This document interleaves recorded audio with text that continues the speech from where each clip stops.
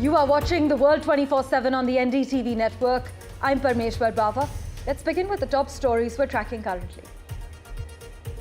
India and Sri Lanka are expected to sign 4 pacts, including one on cybersecurity, after President Anura Kumara Dissanayake meets Prime Minister Modi today. Hundreds and possibly thousands of people are feared dead after the French Indian Ocean territory was devastated by a powerful cyclone. Britain officially became the 12th member of a Trans-Pacific Trade Pact, which includes Japan, Australia and Canada, as it seeks to deepen ties in the region and build its global trade links after leaving the European Union. Bitcoin surged to a record high above $105,000 in early Asian trade today, extending gains made since Republican Donald Trump, who has promised to champion cryptocurrencies, was elected US President in November. South Korea's conservative president, Yoon Suk-yeol, has reportedly failed to obey a summons from prosecutors investigating him on charges including insurrection as he faces impeachment after declaring martial law. Tokyo's city government will give staff a 4-day week in an effort to boost Japan's declining birth rate. This as the country's population is expected to fall for the 16th year in a row.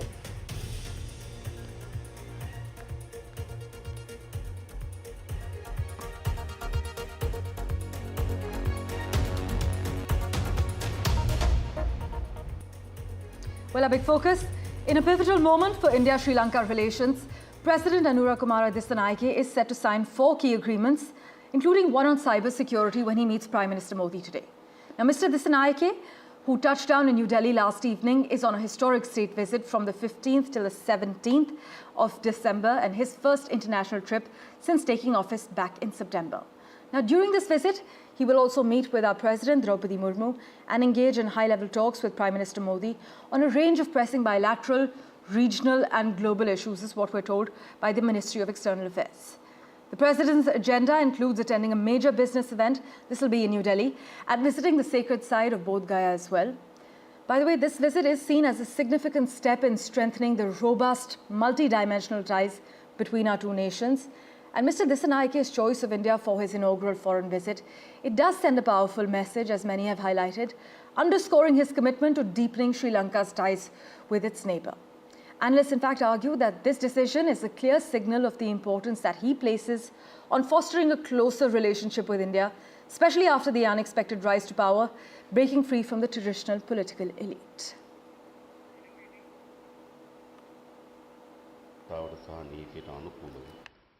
After a thumping victory in his country's parliamentary elections, Sri Lankan President Anura Kumara Dissanayake is all set to shape Sri Lanka's future and his first course of action, reaching out to crucial ally India. Dissanayake, often referred to as AKD, has arrived in New Delhi for a 3-day visit. He is accompanied by Sri Lanka's Foreign Minister and Deputy Finance Minister. Choosing India for his first foreign trip as president marks a shift in Dissanayake's foreign policy, moving away from China. Despite his past support for left-leaning and pro-China policies, the Sri Lankan leader has stressed that he will not let Sri Lanka be dragged into any geopolitical contest between New Delhi and Beijing. The visit marks a new chapter in the often complicated Indo-Lankan relations, especially considering India's historical tensions with the JVP, the party leading Dissanayake's coalition. The JVP was notably opposed to Indian interventions, particularly during the 1980s when the India-Sri Lankan peace agreement was signed. Dissanayake too made his name during the anti-India protests in 1980s. However, he has since toned down his anti-India rhetoric significantly, indicating his willingness to work with New Delhi. As Sri Lanka plays a key role in India's Sagar and neighborhood first policies, Dissanayake is expected to engage in talks with Prime Minister Modi, Foreign Minister Jaishankar, and President Murmu. Key topics are likely to include investments, infrastructure connectivity, debt restructuring, and ongoing fishing disputes. As Dissanayake begins his official visit, it will be interesting to see how India engages with Sri Lanka's new president and how the visit shapes the future of Indo-Lankan relations. With Disha Bakji, Bureau Report, NDTV World. My colleague Mohammad Ghazali is tracking this touchdown very closely. He joins us live at the moment. Ghazali, as you have been reporting, India and Sri Lanka are set to sign 4 key agreements today. Take us through the details you know and also the plan of action.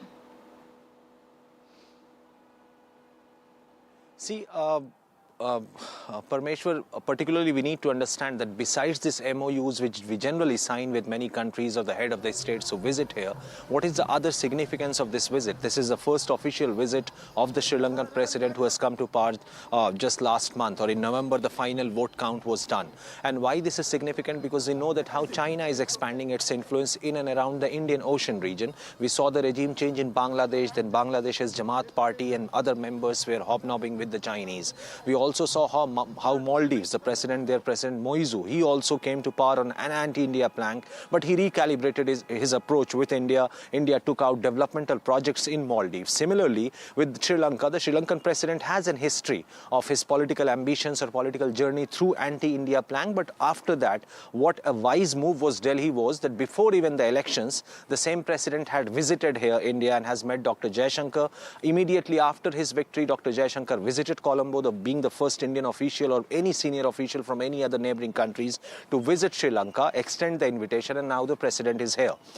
What Mr. Sri Lankan president is expecting from India, he has praised in the past about the Aadhaar card kind of enrollment back in Sri Lanka, or even cooperative like Amul.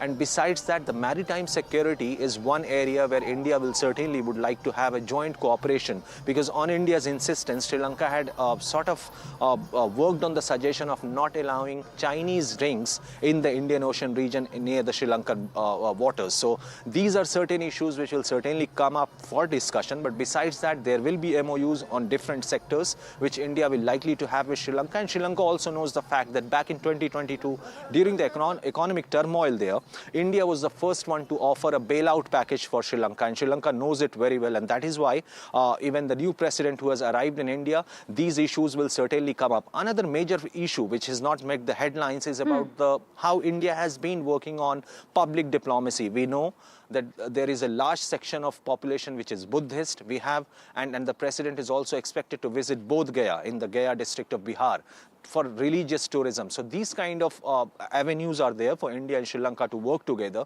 during this trip of president. As always, Ghazali, thanks so much for joining us with the update, contextualizing the relations for us. As my colleague Mohammad Ghazali is reporting, this visit marks a new chapter in the often complicated Indo-Lankan relations, especially considering India's historical tensions with the JVP, which is the party leading Mr. Dissanayake's coalition. With that, let's turn our attention to what's happening as far as the Middle East is concerned. Israel's government has agreed to double its population on the occupied Golan Heights, while saying threats from Syria remain, despite the moderate tone of rebel leaders who forcibly removed President Bashar al-Assad just a week ago. Israel's Prime Minister Benjamin Netanyahu, in a statement, has said, strengthening the Golan is strengthening the state of Israel, and it is especially important at this time. He added that we will continue to hold on to it, cause it to blossom, and settle in it. Listen in. אין לנו עניין להתעמת עם סוריה. אנחנו נקבע את מדיניות ישראל כלפי סוריה לפי המציאות המתהווה בשטח. אני מזכיר שבמשך עשרות שנים סוריה הייתה מדינת אויב אקטיבית לישראל. היא תקפה אותנו שוב ושוב, היא אפשרה לאחרים לתקוף אותנו משטחה, היא אפשרה לאיראן לחמש את חיזבאללה דרך שטחה. In other news, Israel has also announced that it will close its embassy in Ireland, citing Dublin's decision last week to support a petition at the International Court of Justice accusing Israel of genocide. The move was actually announced by the Israeli foreign minister, who said it was prompted by the Irish government's extreme anti-Israel policies. But you must also note that Israel has not applied similar measures to other countries. That includes Egypt, Spain, and Mexico that also joined that petition. Meanwhile, the US is in direct contact with the Syrian rebel faction that led the ouster of Bashar al-Assad. This is what officials have confirmed. And the success of the main rebel group, which the US designates as a terror organization, you must note, has sparked debate among Western officials over how or if to engage as Syria's political transformation unfolds. Secretary of State Antony Blinken, who pushed Washington's vision for Syria's political transition on a trip through the region this week, praised the positive words that we've heard, but what really counts is action, adding that the US could consider lifting sanctions enacted against Assad. That's a huge update. Washington is not alone in angling to shape post-war Syria, though. Turkey reopened its Damascus embassy just over the weekend, while Israeli leaders have called for more settlements in the occupied Golan Heights. Holly McKay joins us now from Washington, D.C. to make sense of what's going on and for further clarity. Holly, is the United States sending mixed signals by engaging with the Syrian rebel faction while also still designating it as a terrorist organization? Well, it's certainly a very complicated situation, but I think that you have to deal with the reality that exists, not the reality you want. And the reality that exists is that HTS are the ones that led this offensive and are currently in charge of this transitional government. So I think it makes much more sense for the United States to have a seat at that table for what the next Syria looks like than to not have a seat at that table. And to have a seat does require dialogue. And as someone who's been a war reporter for a very long time, I will always take the option of dialogue over any other type of kinetic conflict. Right, but with reports indicating that the US is considering lifting sanctions on Assad, Holly, doesn't this signal a shift in its policy towards the Syrian regime, or would you argue that it's simply strategic maneuvering? It absolutely. Well, there's a lot of strategic maneuvering, but it does mark a very significant shift in the policy that the United States has had towards individuals that have been part of al-Qaeda and other terrorist groups. And I think that it will cause a lot of criticism. There is a lot of reason to be concerned because right now HTS is very much on its best behavior. We've had no real signs of anything that indicates sort of taking a very extreme approach to managing Syria, but time will tell. And so that could really come back to hurt the government if they do end up lifting those sanctions. But I think it is going to be a little bit of a gamble that lawmakers are going to have to end up taking if they want to play a part in what the next Syria looks like. Right. And what would you say the re-engagement of international powers like Turkey and Israel in Syria reveal about the changing power dynamics as far as the Middle East is concerned? I think Syria is in a very strategic place in the Middle East. And I think we've had the Bashar al-Assad government for a long time and his father before that. So this is a really marked shift for the region. And anytime that happens, everybody is going to want some form of influence. Obviously, Turkey and Israel are right on the border of Syria, so they're going to want to have their interests met and their national security concerns assuaded as much as possible. And so that does require being involved in the country to any degree as possible. And that's also another reason why the United States, I think, is choosing to engage with HTS, because Turkey is a NATO partner and Turkey is the primary backer of HTS. So it is a very awkward situation when you have a NATO partner that is supporting a group and you have the United States that designate it as a terrorist, and that can cause a lot of internal conflict. And so I think we're going to see a lot of these issues coming up.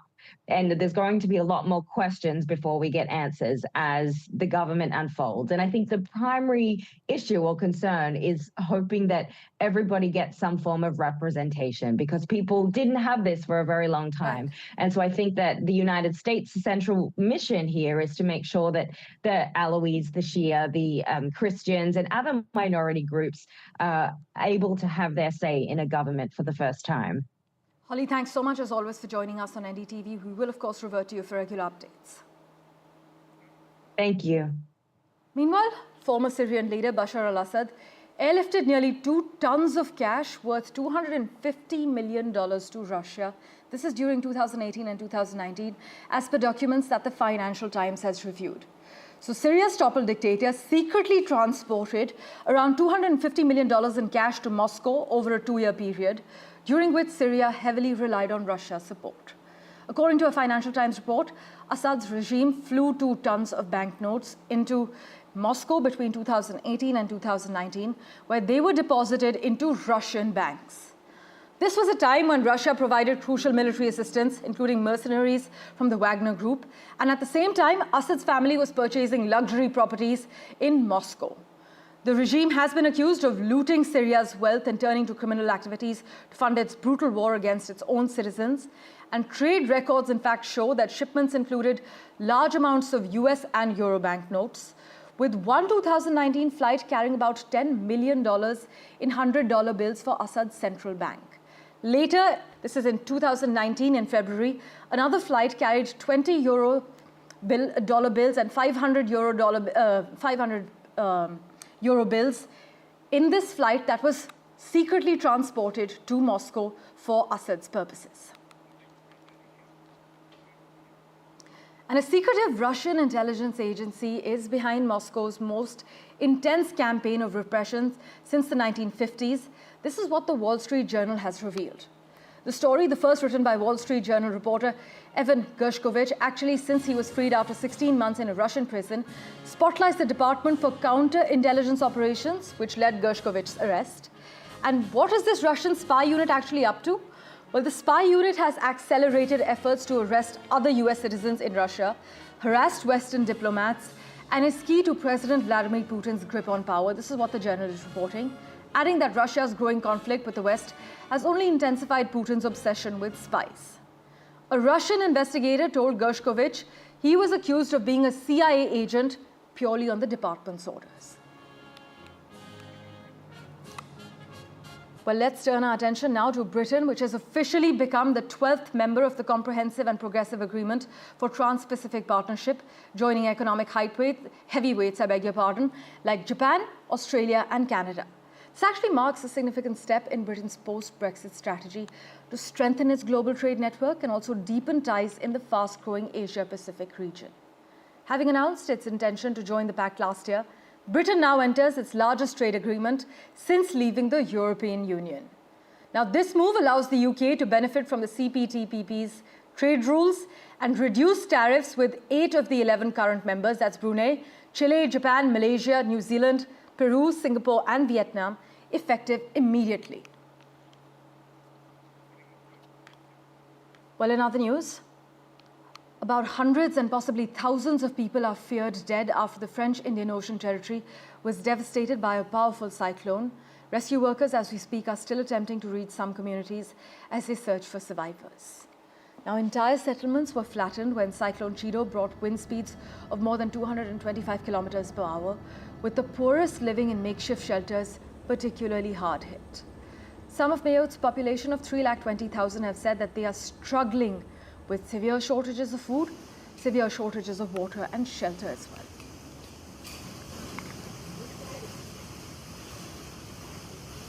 Well, let's switch tracks now.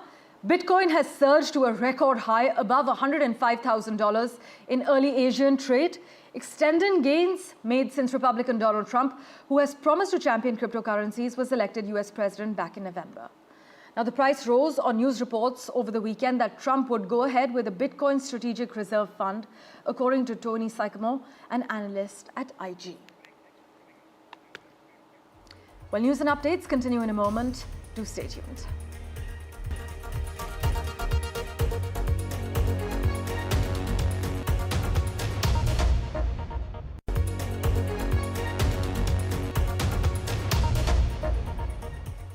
Welcome back. A Russian tanker carrying more than 4,000 tons of oil products has sunk in the Black Sea amid stormy conditions, while a second has run aground, threatening an ecological disaster. A Russian oil tanker carrying thousands of tons of oil products split apart during a heavy storm just yesterday, spilling oil into the Kerch Strait, while another tanker was also in distress after sustaining damage, Russian officials have confirmed. And the vessels were in the Kerch Strait between mainland Russia and Crimea, with Russia annexed from Ukraine in 2014 when they issued distress signals. With that, let's turn our attention to Japan. Tokyo city government will give staff a 4-day week in an effort to boost Japan's declining birth rate. The country's population is expected to fall for the 16th year in a row, and municipal authorities hope that a 4-on, 3-off work schedule could make childcare easier and less expensive, and in turn, the thought of parenting less daunting. So essentially, Tokyo's government staff will have the choice of adjusting their hours to free up 1 day a week where they do not have to work. It comes as the number of babies born in Japan last year fell to the lowest since records actually began back in 1899, as the government warns the next 6 years to 2030 may be the country's last chance to reverse the trend.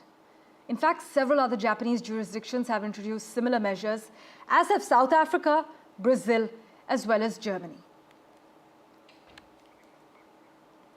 And a quick update from China now, where Beijing is urging Chinese schools to integrate artificial intelligence into curriculums for kids as young as 6 in a bid to build up domestic talent in the country's intensifying tech rivalry with the United States. In fact, in a new directive, the Ministry of Education in China has said the move would meet China's future demand for innovative talent by making AI classes the norm. This is going to be by the year 2030, which is just around the corner. Experts believe China is lagging behind the United States in generative artificial intelligence by at least a year and is in danger of falling further behind, despite Beijing launching a push to boost AI in universities as well as schools back in 2018. And meanwhile, pro-EU protesters took to the streets in Georgia as an electoral college dominated by the ruling party chose a new president known for his vehement anti-West views and opposition to LGBTQ rights. Take a look at the details.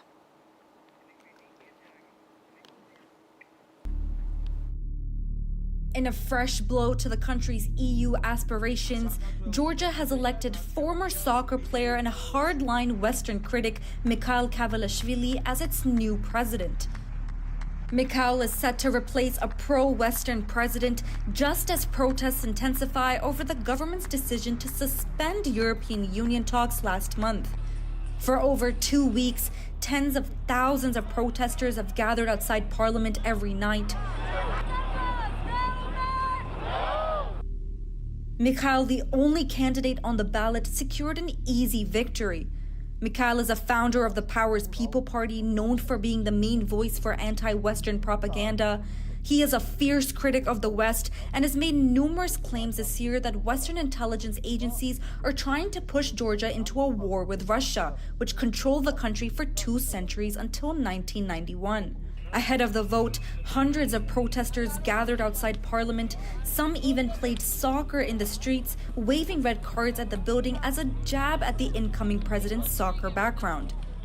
Our new president, Kavalashvili, has zero education. He is not right for the position of president, and he has zero experience in how to rule a country.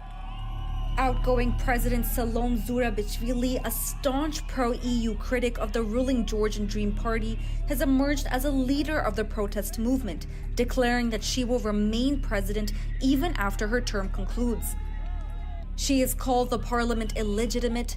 The 4 main opposition groups have rejected Mikhail and have boycotted parliament, insisting that the election held in October was rigged. With Mikhail's inauguration approaching, Georgia faces continued protests and growing division over its future, especially regarding its ties with the West. The coming weeks will reveal how this political tension plays out. Samia Afsar, NDTV World. Thank you for investing your time in watching this edition of The World 24/7. As always, we'll keep tracking the latest updates for you. Do stay tuned.